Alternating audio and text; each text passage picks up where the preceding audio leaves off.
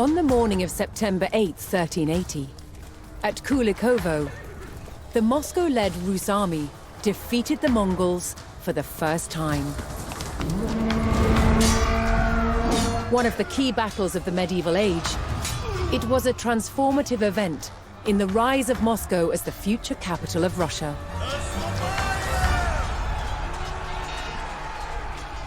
For the first time, rival principalities had joined Moscow to fight a common enemy. Now, many Rus principalities began to see themselves as one. Future leaders of Moscow would draw on the memory of this battle to claim their supreme political position in Russia.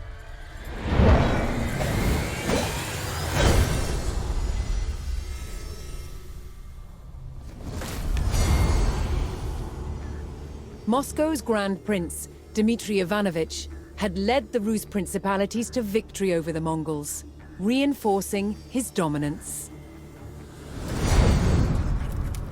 But for the Mongols' leadership, the defeat at the Battle of Kulikovo was disastrous. The ruler of their Golden Horde was overthrown by a descendant of Genghis Khan. His name was Toktamish. And Toktamish was not going to let the treacherous Moscow-led Rus get away with rebellion. 2 years after their defeat at Kulikovo, Toktamish's Golden Horde set out to attack Moscow.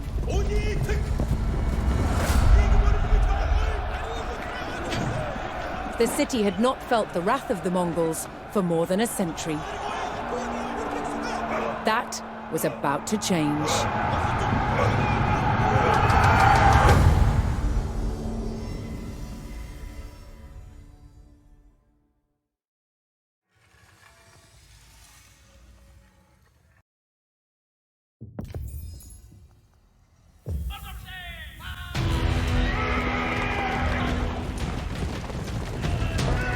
Racing to brace the gates of Moscow, Prince Dmitry and his army of Rus allies rushed into the fortified heart of the city.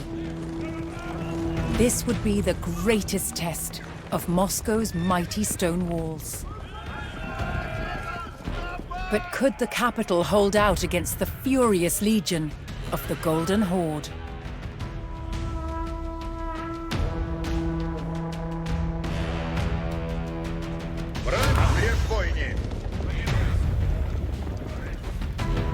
The Muscovites had already faced many Mongol attacks on their city, and knew the horde would arrive in vast numbers.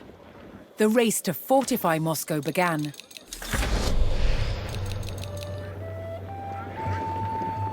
Готові будете, воїни. Надо в путь идти.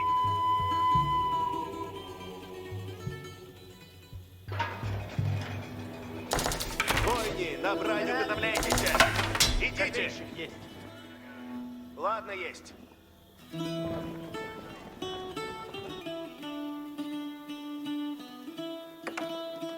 Слушайте. Лук готов на тетиве. Готово есть. Слушайте.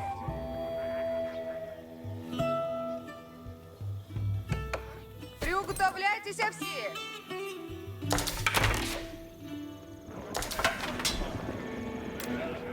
Начну трудитесь.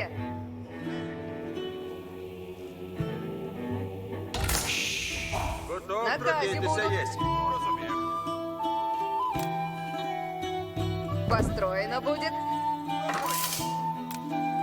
Наказе будут. Я построю сие. Готово. Построено будет. Слушайте. Начну трудитесь. Ладно, есть. Приуготовляйтесь все. Я построю сие. Наказе будут. Да? Я построю сие. Да? Приуготовляйтесь все. Дело есть. Рад есть.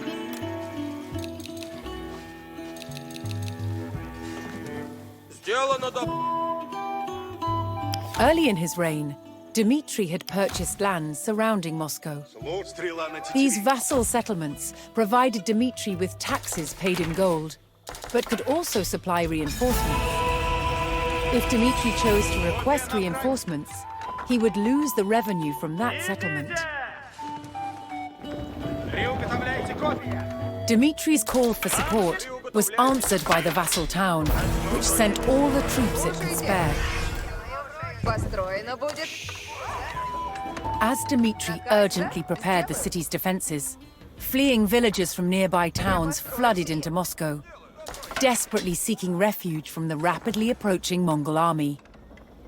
The Mongols had long used the tactic of allowing survivors to escape from one sacked town and flee to the next. Word of their brutal raids would spread, striking terror into the heart of their enemy. Начну, трудитесь.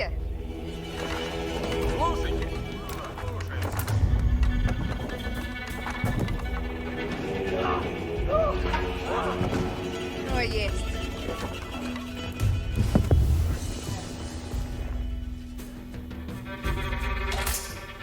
Радуйся. Устроено будет.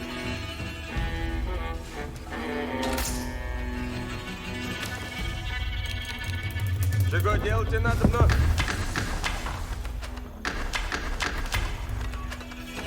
Накази будут.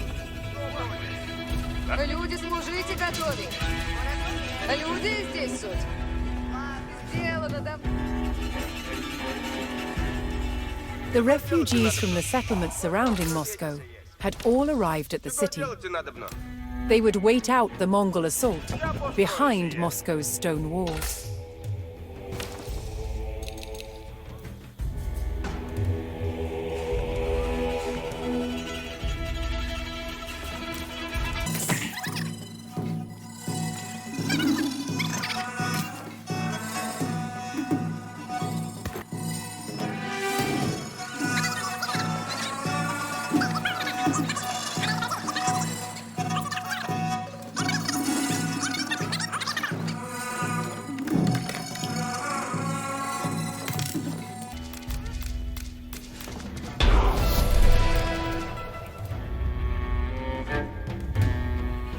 Hearing the thunderous beat of the Mongol war drums on the horizon, Dmitry rallied his men to hold their ground. Готовы. If the stone walls were breached, the city would fall.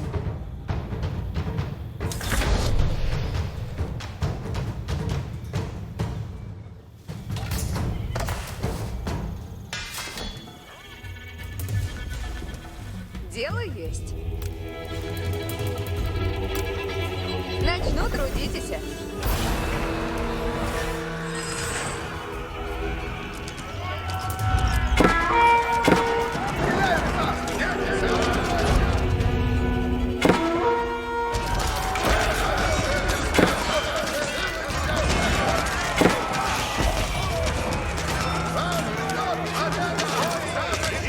Воїні.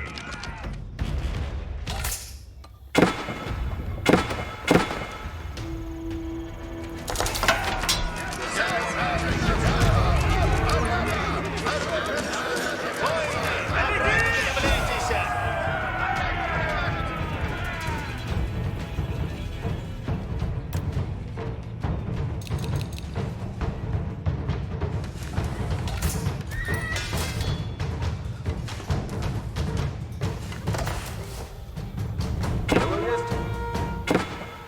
Слушайте, построено будет.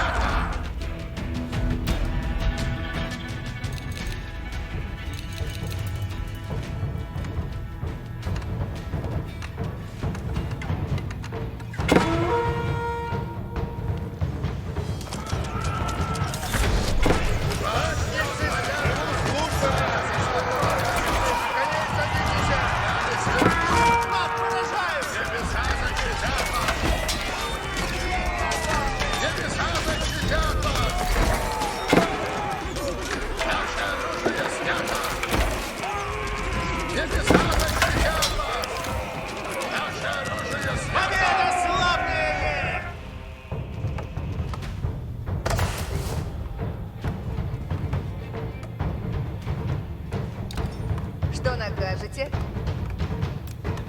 Я построю сие.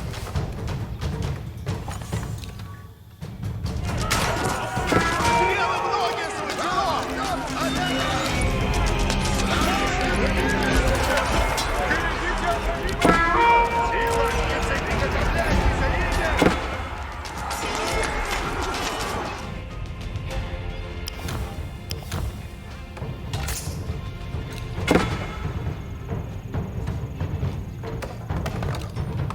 Радость велия есть.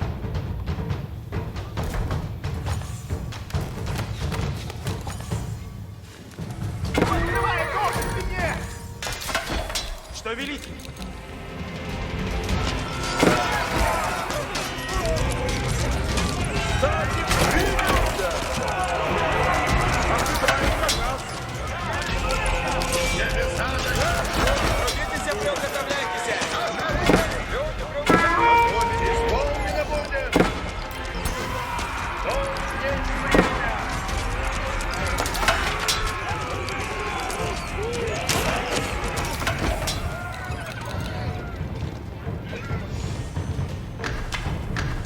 Лук поспешен есть! Слушайте все, повинуемся наказу. Слушаемся. Открывай нож в спине! Сие построю скоро!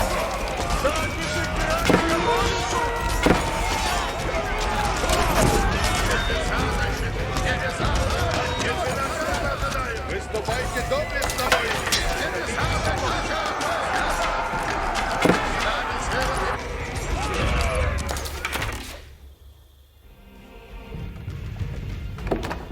Наказ слушайте надобно. Начинаю строить и сейчас. Люди, трудитесь и приуготовляйтесь. Сие построю скоро.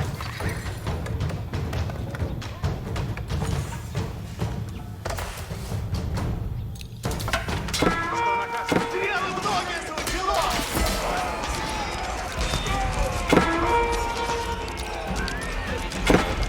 Вас поражают!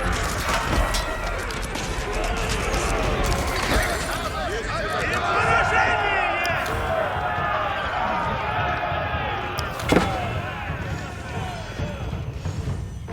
Готово есть. Сделано будет.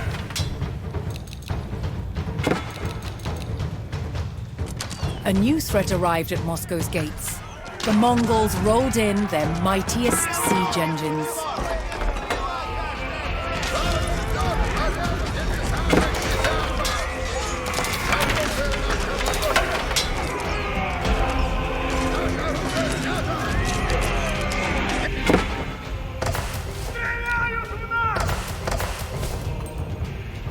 Куда направляться? Слушайте все! И я построю скоро! With the heartbeat of Mongol war drums closing in, the Rus knew the horde would not relent. Приступайте! Что накажете?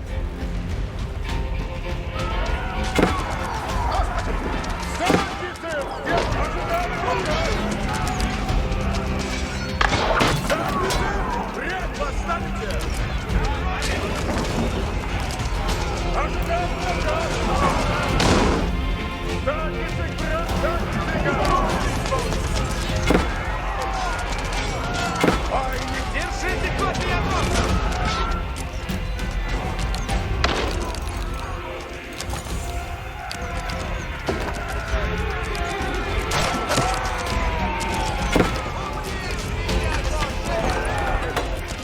Наказ слушайте!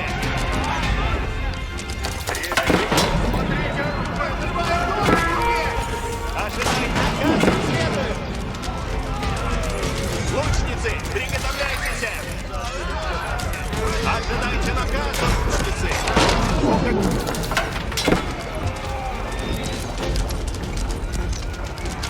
Дайте мне работу! Сие исправят!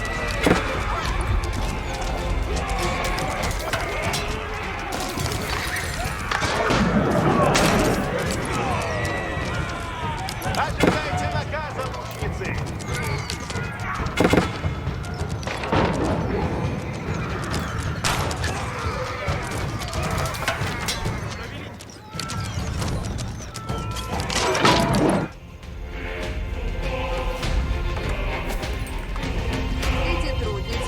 несуть.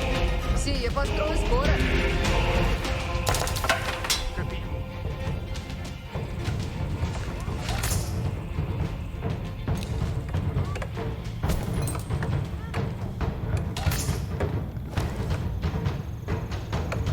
Трудиться надо.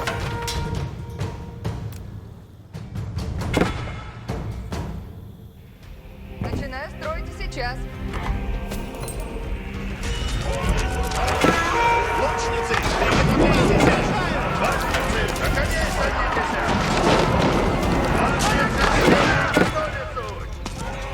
Ожидайте наказа! Ожидаем всех наказа!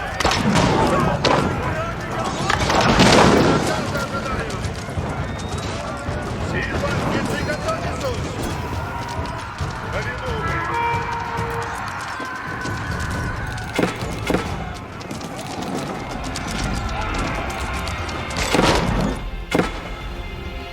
Все приказы всем.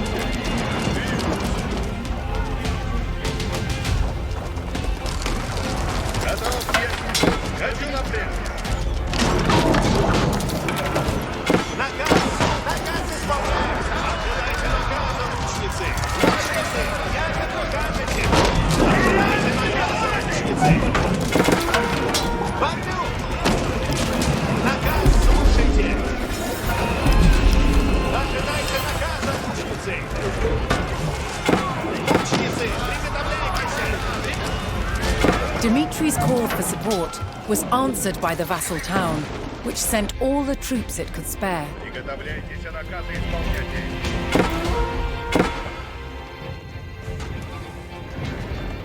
Приготовляйтесь, воины! Служите раб ясен! Не млите! Наказ новый сузеран! Воины, не млите, стрельно!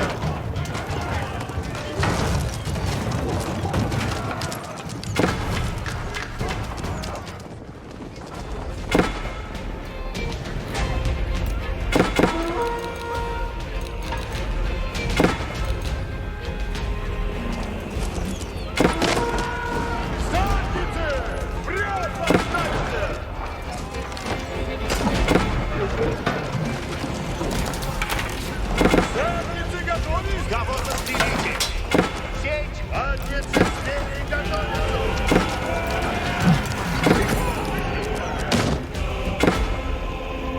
Да не празднуйте! Наказ слушайте!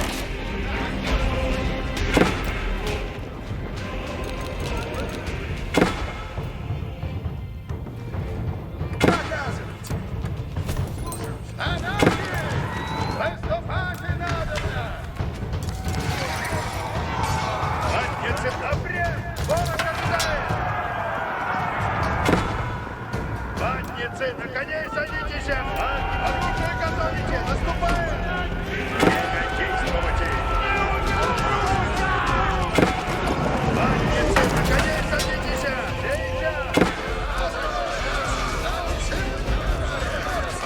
Ватницы готовятся!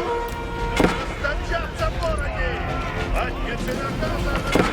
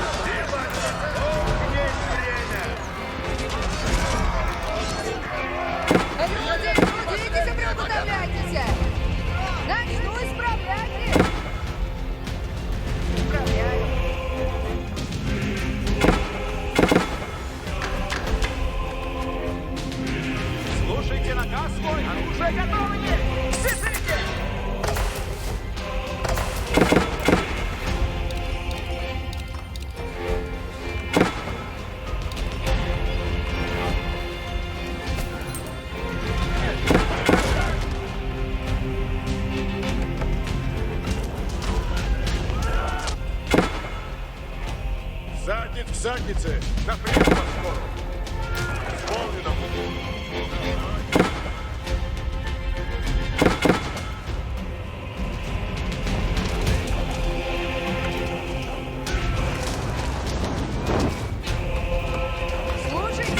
The Mongol torches made short work of Moscow's wooden palisades, and now the old stone walls were all that stood between Dmitri and defeat.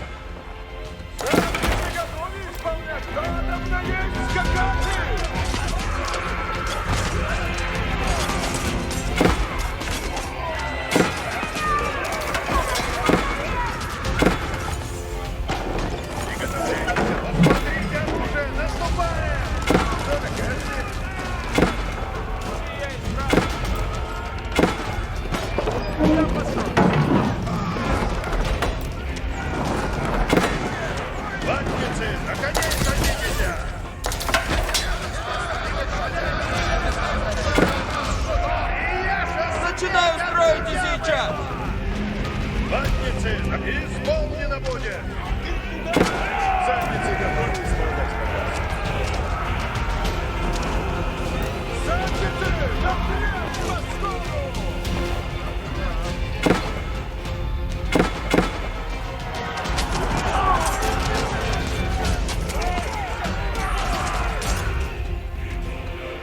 Готовь обрез! Ворог! Наказ снова есть! Оружие готово! Трудитесь, надо. Начинаю строить и сейчас! The Muscovites bravely held their capital in the face of an overwhelming Mongol onslaught. Ряд восстать! Исполняй заказ! But now an even larger army had arrived on Moscow's doorstep. Running out of time, Dmitri ordered his army to hold back the Mongols long enough for Moscow's citizens to escape. Приготовляйтесь, воины! Приготовляйтесь! Внемлите! Берите снаряжение! Идти приказано! Наказ снова есть! Наступаем! Приготовляйтесь, воины!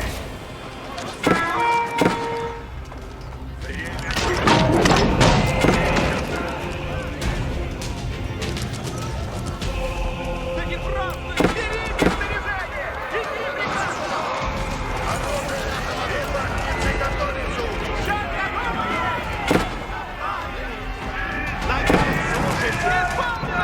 Задницы наказаны! Ожидайте наказа, лучницы!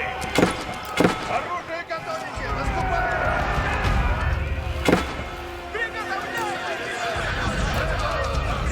Ворог ожидает!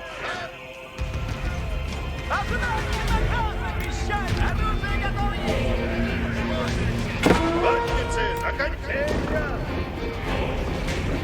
Восстаньте, воины! Слушайте наказ! Оружие готово есть! Спешите! Ожидаем наказ. Сделано.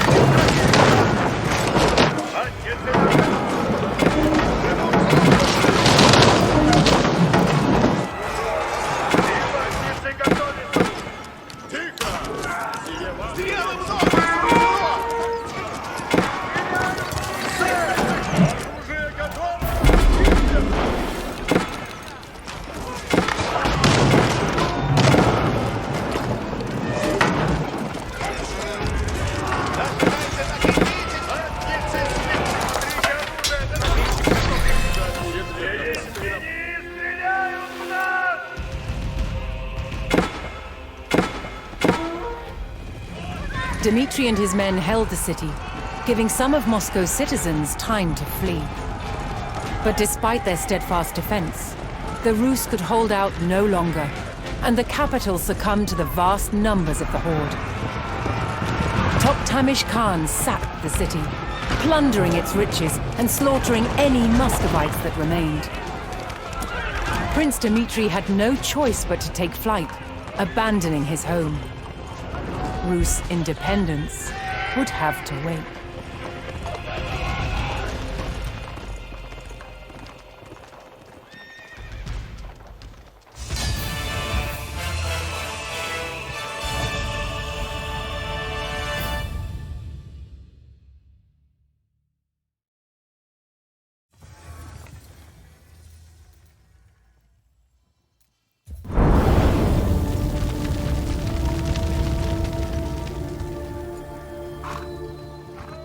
Among both the armies of Moscow and the Golden Horde were strange-looking creatures. Grotesque, sinister faces that struck terror into a foe.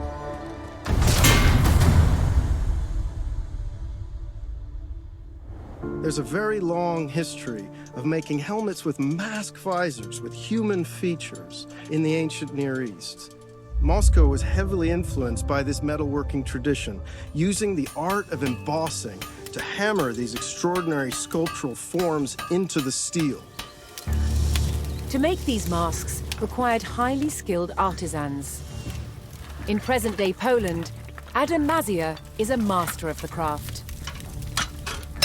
The process begins with a thick, flat sheet of wrought iron.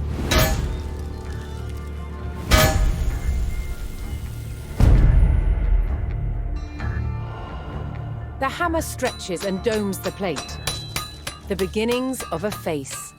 As the metal is pushed out, it becomes thinner and so easier to work.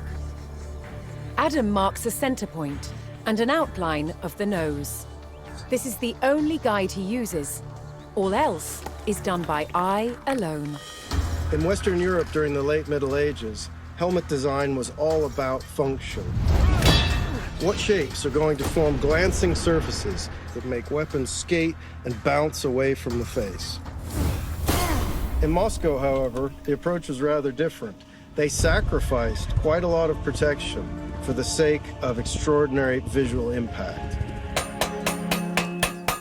There is a limit to which the metal can be stretched, and so a slot is cut to allow the nose to be shaped. Released from the bonds of the rigid plate, the nose takes on its distinctive form. In a way, armor is always a mask. It forces the world to see us as we want to be seen. Strong, powerful, indomitable. These Muscovite mask visors are an extraordinary example of that projection of identity. In some cases, they were actually made as portraits in the image of the wearer. With every strike, the features become more and more recognizably human. The furnace imbues the mask with a warrior's fury. When finished, the visor is given a high polish and attached to its helmet with this rotating hinge that allows the visor to be raised and stowed when not in use. But it can always be quickly lowered as soon as danger threatens. A man could project his power with such a mask. A man could hide his fear with such a mask.